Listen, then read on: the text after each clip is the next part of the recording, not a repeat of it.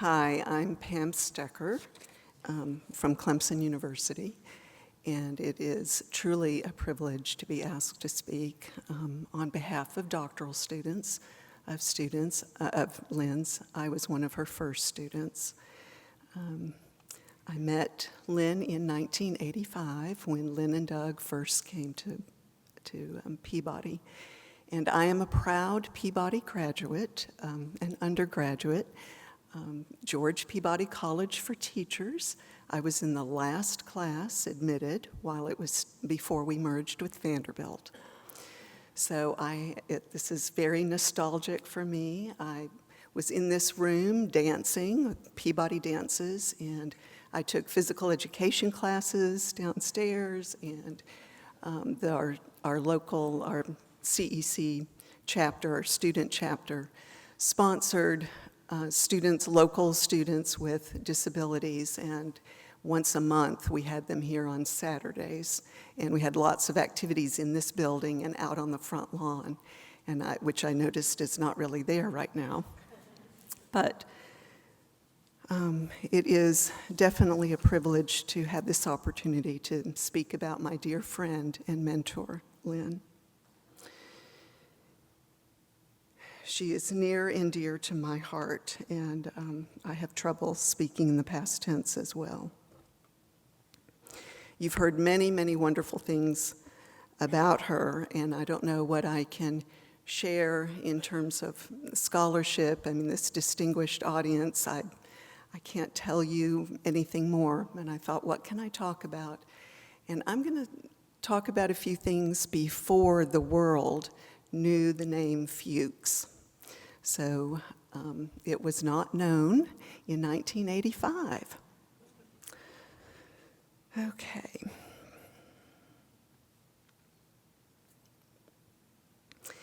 I know this is about Lynn, but I have to tell you a little bit about myself in order to set the stage.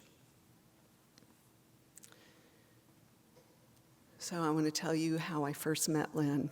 I was a special educator in Atlanta, and I had students with learning disabilities. Some had emotional behavioral disabilities. I worked very hard. I was trained at Peabody. I loved my students. And I inherited one student, David, who we had computerized IEPs at that time.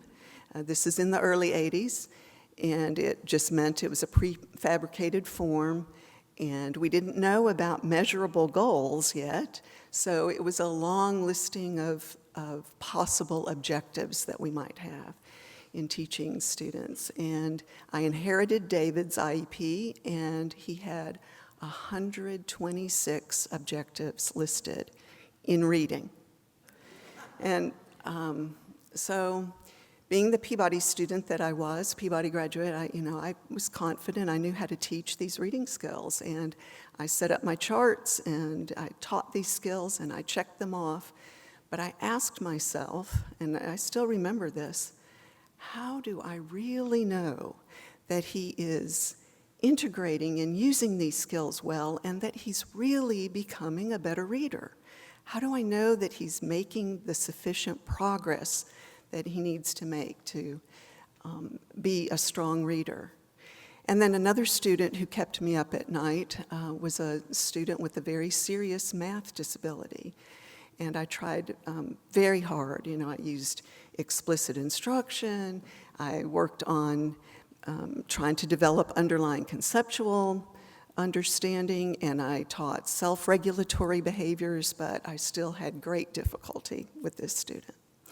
So this is where I was, and I enjoyed my teaching, but then I decided it was time for me to work on a master's degree, and I contacted a former professor, Susan Hupp. If anyone knows Sue Hupp, she had a grant, a personnel training grant, and she gave me a position, and she said, but Pam, I'm leaving. I'm going to the University of Minnesota. I would take you on as my student. I would give you work, but part of the condition of accepting this position is that you have to work with a researcher at Peabody. So someone has to take you on, and I can't be your advisor. So Mary McAvoy was assigned as my master's advisor. If you know Mary, and she was energetic, bubbly. I loved Mary. And these were the days, of course, before Skype and Zoom, and I'd drive to Nashville from Atlanta just to meet with Mary so we can talk about my program and what I needed to do. And I shared my dilemma. I said, I need someone to hire me, or I can't accept this position. And she said, well, there's this cute little husband-wife team who just arrived, and they have 2 grants. They brought in 2 grants, and I know they're looking for research assistants. I just can't remember their names. I'll find out and get in touch with you. So I get this call from Doug Fuchs a little bit later, and we chatted, and by the end of the conversation, Doug had hired me. So I thought, okay, this is great. So I end up moving to Nashville. I go and see Doug in his office so that we can get acquainted. We did for a while, had a good conversation, and then he says, I must take you to meet my wife, Lynn. So he walks me down the hall, and he leaves me. And so Lynn was very gracious, of course. She stood up, and we had just a moment of pleasantries before she said, so Pam, let me tell you what I do. This is what I'm interested in and what I want to investigate. And she spent 10 minutes in her eloquent fashion and relating lots of information, but in a very concise way. She described curriculum-based measurement to me. And I had one of those aha moments that happen a few times in life, but one of those happened in those 10 minutes, and I was excited, and I said, this sounds exactly like what I needed while I was teaching. And we talked about it a few more minutes, and I said, well, or she described it only in reading. And so I thought about my student David and all of those IEP objectives, and I thought, this is the answer for him. And I said, well, have you thought about mathematics? And she said, we'll talk. So anyway, I left. The next thing I know is that I was not going to be working with Doug. I was assigned to Lynn. And she hands me an article that had not come out yet. This was 1985, but Stan Dino's seminal work on curriculum-based measurement and summarizing the research base at the University of Minnesota. Lynn gave me a draft. I'm sure she probably gave feedback to Stan at the time.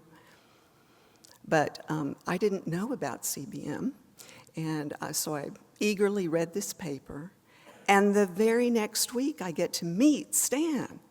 Lynn and Doug brought Stan to Peabody for a week every year to consult on their grants. And so it was such a privilege to be able to listen to them. Lynn and Doug graciously invited us to all of the sessions.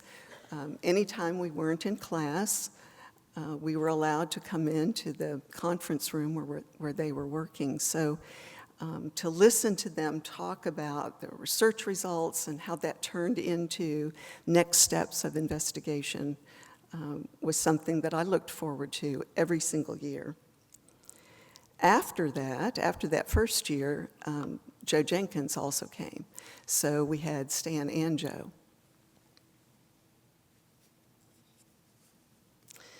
So little did I know that those 10 minutes spent with Lynn would shape the course of my entire career and build a relationship with someone with whom I would admire all my life. And what I should say is that Lynn and Doug started with very humble beginnings at Peabody. They had grant money, but not like what they acquired over the years. So they had 2 grants. I worked with Lynn on the CBM grant. It was actually called DBI, Data-Based Instruction, at that point. and it was just focused in literacy. So we worked in reading and in spelling, but and I got ahead of myself here. I've inserted some lessons, a few. I have many lessons that I learned from Lynn, but one was that she explained so clearly, so well, all of these research principles and practices, and she had to do a lot of explaining to all of us as new students, newbies.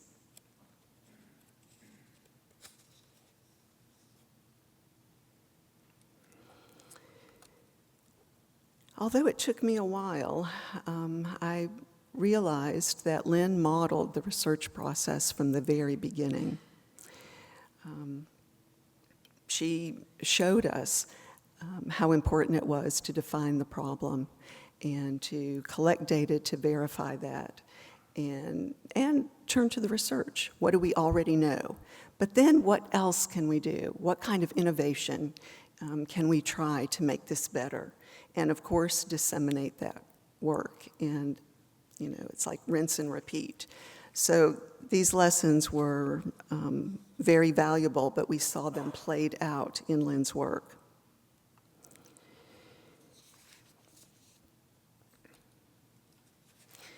Lynn also listened very carefully to any audience, so her students, the teachers in the field, the students in the field, she listened carefully. That was part of how she put together what the problems were and how we needed to address them.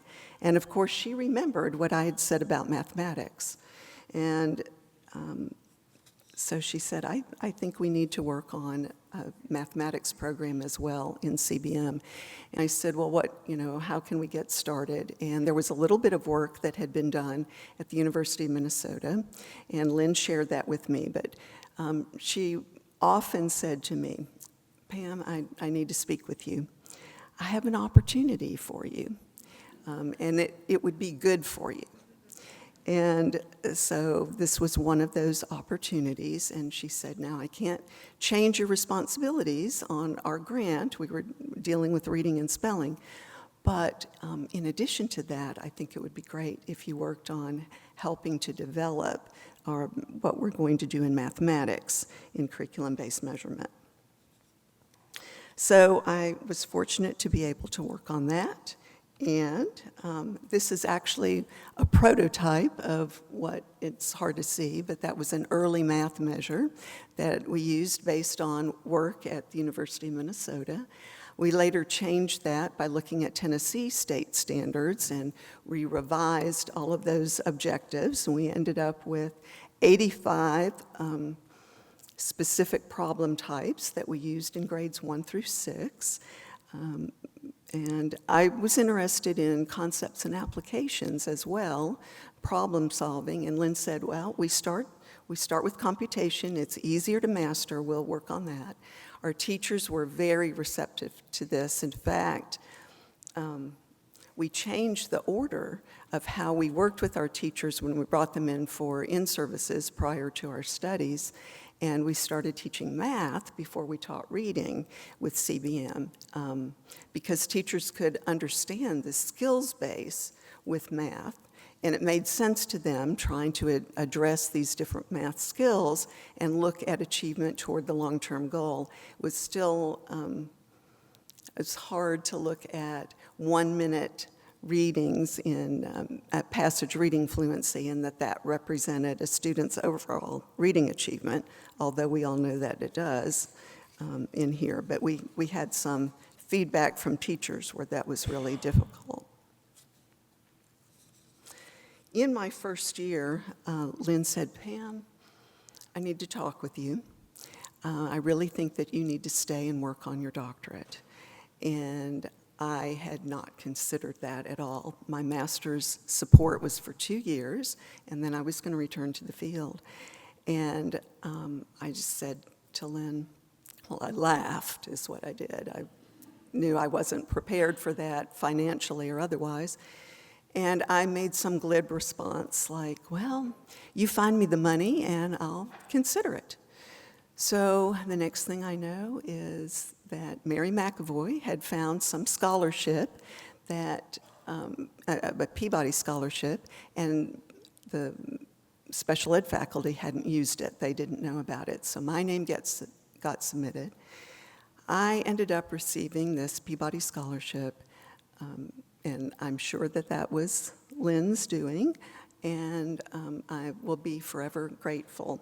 I had this gift just dropped in my lap. Well, thinking about our work, we used what happened in the field. It's probably my cue that it's about time.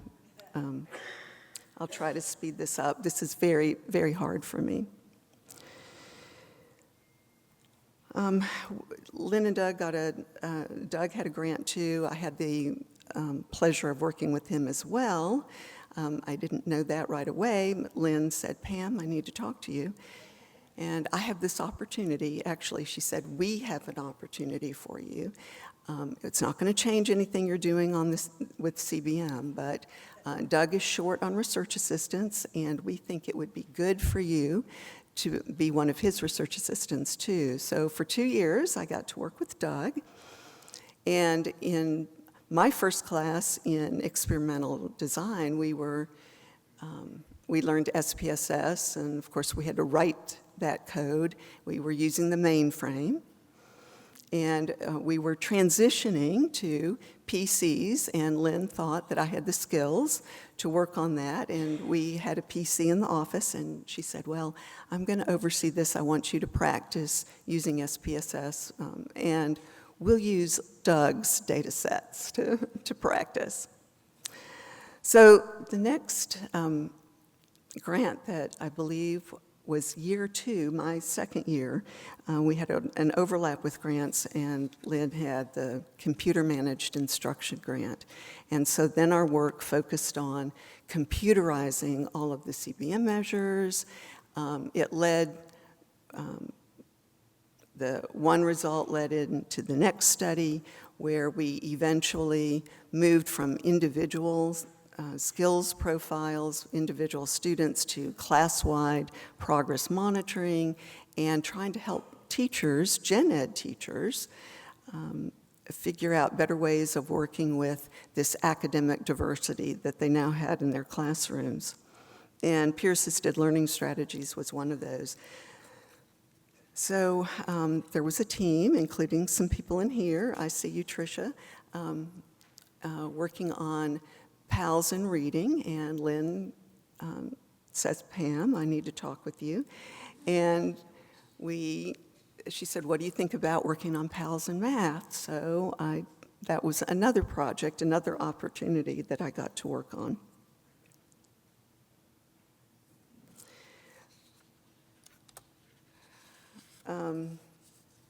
I put this in actually at this point when I wanted to say that I worked with both Lynn and Doug, but they were adamant about this with all of the research, that we shouldn't dismiss results that were different from what we expected, and that data always speak for themselves, and it's our job to try to figure it out and to move forward in trying new research questions and trying new strategies. I put this picture in here, and I should mention that Keith Winery is in the back of the room, but Lynn and I continued our fruitful relationship across the years. I have Lynn to thank for so many more opportunities that she provided to me, but she would talk to me about, she said literally, we have an army of students and staff that we are employing as a part of our grants. And she said, you won't believe this, Pam, but we actually have a bus, a CBM bus that we use, and it would park in the school lot, and students would cycle in and out to take their measures. And I could hardly believe this, but where all that started really was with this small research team.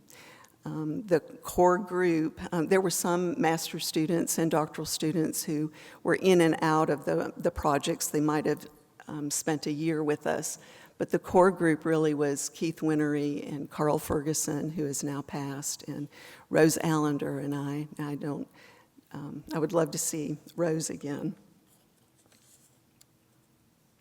Early in my program, I remember commenting, I was in Doug's office, and I remember commenting on the quilt that was hanging in his office. And he said, "Oh, Pam, Lynn made that." And, it was beautiful. And I talked to Lynn about it, and Lynn smiled, and she said, "Well, Pam, I used to make quilts, and now I make papers." And papers she did make.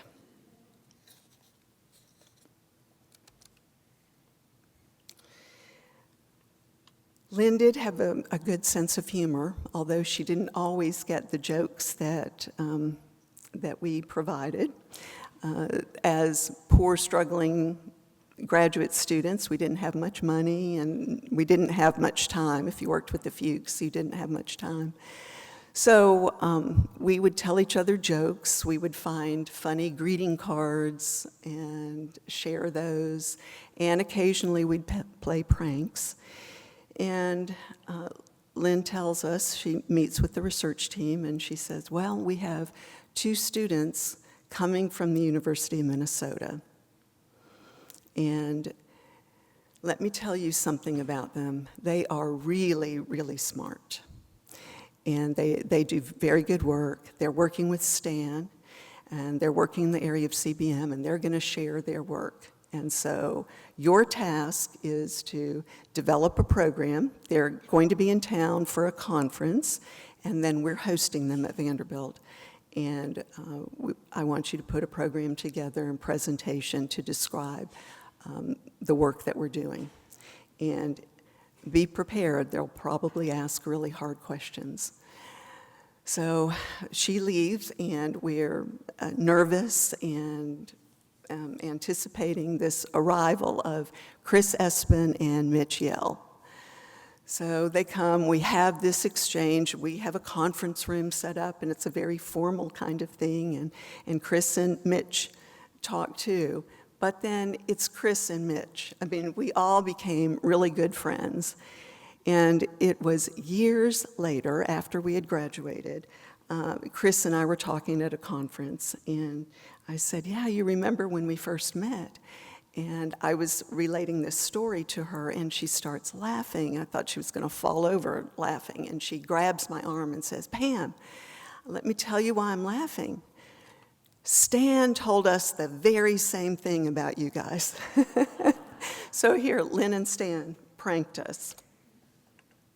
But Lynn also showed me that family is priority, and we had lots of discussions about this. I don't know the secret to Lynn and Doug's marriage and their partnership all these years, but it was easy to observe that they loved each other deeply and that they admired and respected one another. And of course, Matt was their top priority. I was one of Maddie's first sitters, actually, and he was young, maybe, 5 or 6 when they moved to Nashville. I have some stories about that too, but I know that I need to go on. But part of what Lynn also considered family, I think, are her colleagues and her students, her extended family, whether those were her contemporaries and the people she went through the program with, or whether it's students, and she loved to make connections. She introduced me to many people in the room. I remember how excited I was when Lynn introduced me to Sharon Vaughn. It's like, oh my goodness. People whose work I read, including textbooks. But Lynn was a master at that, and I have many enduring friendships and good collaborations because of Lynn. And I think if she wanted to tell me something now, that these are the things that she would tell me, that these are the things she would advise. Make sure you set your priorities, and we've heard that already. It's like, find the most important thing. And also remember the problems that we address are urgent, they're significant, the work is important. And be collegial. Be supportive of one another, share results, develop innovations. And yet, she knew I was contemplating retirement, and I think she would say, and it's okay to move on. It's sometimes necessary, and you have people left who can carry on the work. And I know this is part of Lynn and Doug's legacy. All the people in this room, and I know we're all part of Lynn's fan club. And I included one more picture here, or two more pictures right here. My friend Lori Meltzer is in here, and she provided these, and it's very precious to me. I did not have a picture of Lynn hooding me until this week. I know it's hard to see, but that is Lynn hooding me. And Lori and Keith are in the picture there. They witnessed it. It's a crowning moment in my life. And so to Lynn, she was my mentor, my friend, and I'll always be grateful for all the lessons that she taught me. But I'll always love her for who she was and is to me, and how she helped me to become the person that I was meant to be. Thank you.